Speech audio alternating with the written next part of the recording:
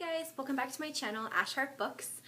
So for today's video, I thought I would do the mid-year book freakout tag, and this just looks like so much fun. I've seen it going around BookTube, so I thought I'd give it a try. It was created by Readlikewildfire and Earl Books, so I'll make sure to link them down below. Okay, so let's get started. The first question is, a best book you've read this year. So for this one, I'm gonna have to go with the Addicted series by Krista and Becca Ritchie, and that series was just such a surprise, but such a great series. It's about Lily and Lo. Lily, they both have addiction. So Lily is a sex addict and Lo is an alcoholic, and they kind of form this relationship to kind of fool everyone into thinking that they don't have an addiction, that they're all fine, and don't let the idea of a sex addict kind of put you off, because you will fall in love with Lily, I have no doubt. I heard about this book before, but I heard Falling Over Books here on YouTube talking about it a ton. It's one of her favorite series, I believe. So it really pushed me to read it, and I fell in love, and I read all 10 books in that series in like 2 weeks. So good. Definitely check out that series. Question number 2. Best sequel you've read in 2017. So, best sequel for me would probably be Body of the Crime. This is book number 2 in the Vein of Love series by R. Scarlett. This is kind of like an urban fantasy romance that has demons, and it's just so good. It's about a girl who finds out she's betrothed to this demon, and it kind of goes from there. The second book was just such a good second book. It kind of just built off the first and then made you so excited to read the third one. So definitely check it out. It's Body of the Crime or Vein of Love series by R. Scarlett. So question number 3, let's see. New releases you haven't read yet but want to. So the one that I picked for this was Hunted by Megan Spooner. This is a Beauty and the Beast retelling, and I love Beauty and the Beast. I usually like the retellings. This one just sounded very interesting, and I'm super excited to get to it soon. It's actually on my list to like buy soon, so hopefully I'll read it soon. Question number 4, most anticipated release of the second half of the year. I picked 2. So one is the 4th book in the Vein of Love series I just talked about, called To Crown a Beast, and this is the conclusion of their story, and I'm just so excited for it. And it comes out August 1st, so not much longer to wait for it. It should be, yeah, fantastic. And the second one is a book called That Inevitable Victorian Thing by E.K. Johnston. This one, I don't remember where I heard about it, but it's kind of a futuristic book, and it's set in the future as if the United States didn't win the Revolutionary War.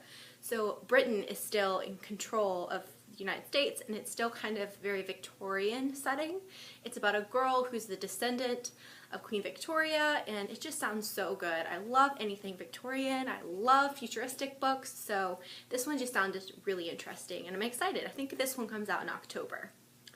Question number 5, biggest disappointment. So for this one, I'm gonna have to go with Like a Memory by Abby Glines. I love Abby Glines. She's one of my absolute favorite YA and new adult romance authors, but this one just kind of fell flat for me. I didn't love the characters as much as I hoped I would. I thought the plot was a little predictable. It just wasn't my favorite Abby Glines book, but definitely check her out as an author. I definitely love her Rosemary Beach series, so not this one though. Question number 5, that was question number 5. Question number 6, biggest surprise. So for this one, I went with this book, which is called The Beast of Clan Kincaid by Lily Blackwood. This is a Scottish historical romance, and I don't know, this book I just kind of picked up on a whim at Barnes & Noble because it looked interesting and it had a hot guy in a kilt on it, and I really enjoyed this book, and it really got me into reading other Scottish romances, so definitely check it out. It's about a guy named Niall, and he was part of a clan who kind of got overtook and got his family got killed, and so he wants revenge on the people who caused this, and it just kind of goes from there. And there's a girl who he falls in love with. It's kind of like tortured love, but it's just so good. I really enjoyed this one.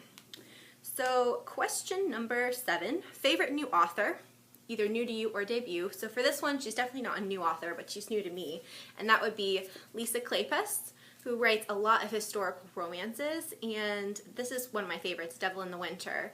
And I just love her. She's great. Her heroines are so spunky and they're smart, and even though they're set, you know, back in the 1800s, most of them, they're still very smart women who aren't going to take anything from a man. And if you're into historical romances, but you're looking for an author that maybe doesn't have some of those girls who kind of sit there and they just kind of fall over, definitely check out Lisa Kleypas, because I love her heroines in all of her books. And question number 8, newest fictional crush. So for this one, I had to go with Connor Cobalt and Reich Meadows from the Addicted series. Those are 2 heroes from 2 separate books, but I couldn't pick, and I love them both. Connor's the super smart intellectual, but with a heart of gold, and then Reich is kind of this athletic, fiery, passionate guy, and he's just so sweet. I love them. So definitely check those guys out. Read that series if for nothing else than to read about those 2, because they're great. Question number 9, newest favorite character. So for this one, I'm gonna have to go with one of Lisa Kleypas's heroines, which is Pandora from Devil in the Spring. This is Lisa Kleypas's newest release. It just came out in the spring, and I love Pandora. She, like I said, is that fiery, feisty, but she's really unique for a historical romance because she is smart, she's funny, she wants to be more of a businesswoman. She doesn't really have any interest in getting married or having a family. She has this board game and she wants to like franchise it and get it into, you know, shops. And she's just so funny. I love her as a character. This book was just such a pleasure to read and I really enjoyed it. So let's see. Question number 10. Book that made you cry. So I'm gonna have to go again with the Addicted series by Krista and Becca Ritchie. This whole series was just so emotional. I couldn't help myself. These characters feel like they're real people, and they feel like they're a friend you'd see walking down the street. So when something happens or hurts them, you just, it's so hard, it's so emotional. There were so many times I had like tears streaming down my face and I had to like give it a minute and then go back to the book. So definitely check that series out if you want like a good emotional read. Yeah. Question number 10. Oh, that was good. Question number 11. Book that made you happy. So for this one, I'm gonna go with The Fox and the Hound by R.S. Gray. This book it reads like a romantic comedy, and it's a lot of R.S. Gray's books do read that way, but this one was definitely my favorite.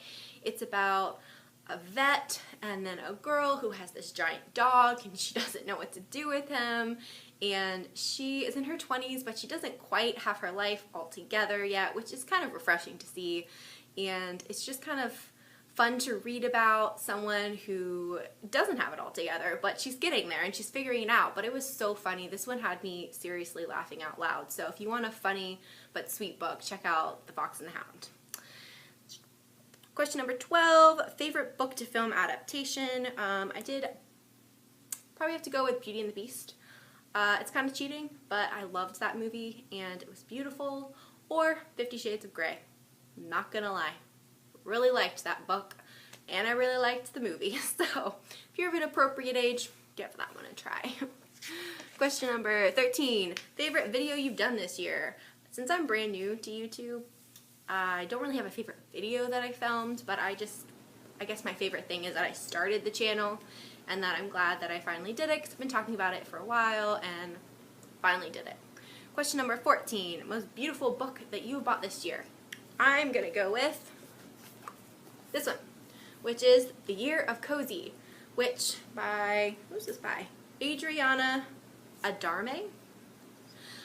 This is a coffee table book. It's just beautiful. I mean, look how cute. It's just so cute. I'm not gonna lie, that's part of the reason I bought this book. I mean, some of the recipes and crafts do look really entertaining and I probably will do them, but it looks really cute on my coffee table, so that's why I bought it. And question number 15, what book do you need to read by the end of the year? So I went with 2. First one is The Hating Game by Sally Thorne.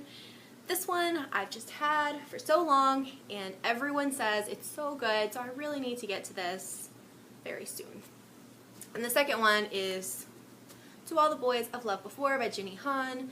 This one is so many people's favorite book or favorite contemporary read. It looks so cute. It's not that long of a book, so I just need to get to it, and I hopefully will. Alright guys, so that is all the questions in the mid-year book freakout tag. Thank you guys so much for watching. If you liked it, please subscribe, and if you would like, you can give me a thumbs up, and I will see you guys next time in the next video.